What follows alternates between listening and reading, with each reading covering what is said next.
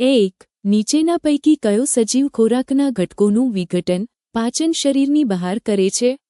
એ. બિલાડીનો ટોપ. અમરવેલ્ક જળો D જૂ. એ. બિલાડીનો ટોપ. 2. મનુષ્યમાં પ્રોટીનના પાચનની શરૂઆત ક્યાંથી થાય છે? એ. મુખ. સી. નાનું આંતરડું. બી. જઠર. ડી. કોલોન. બી. જઠર. 3. નીચેના પૈકી કોનામાં નાના આંતરડાની લંબાઈ સૌથી વધારે હોય છે? એ. વાઘ. બી. મનુષ્યક. ગાય. ડી. ઉંદર. સી. ગાય. 4. નીચેના પૈકી કયો એક સજીવ ઓક્સિજન કે હવા વગર જીવી શકે? એ. અમીબા. બી. જળો. સી. લીલી વનસ્પતિ. ડી. યીસ્ટ. યીસ્ટ. 5. મનુષ્ય વાયુ વિનિમય માટેનું ચોક્કસ સ્થાન કયું છે? એ. શ્વાસવાહિની. બી. વાયુકોષ્ઠો. સી. રસાંકુરો. ડી. ત્વચા.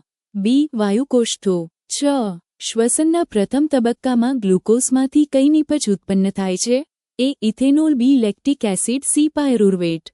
CO2. સી. પાયરુવેટ. 7. પાચનનો અંતિમ હેતુ કયો છે? એ. વહન. બી. અભિશોષણ. સી. શ્વસન. ડી. સ્વાંગીકરણ. બી. અભિશોષણ. 8. વાયુરંધ્રની રચના કરતા કોષો કયા છે? એ. અધિસ્ત્રીય કોષો. બી. સાથી કોષો. સી. ચાલની કોષો. ડી. રક્ષક કોષો.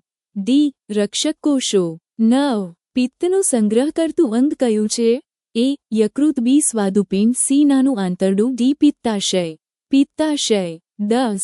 એસિડિક અમ્લીય માધ્યમમાં કાર્ય કરતો ઉત્સેચક. એ. એમાઇલેજ. બી. પેપ્સિન. સી. NDB અને ક બંને. બી. પેપ્સિન.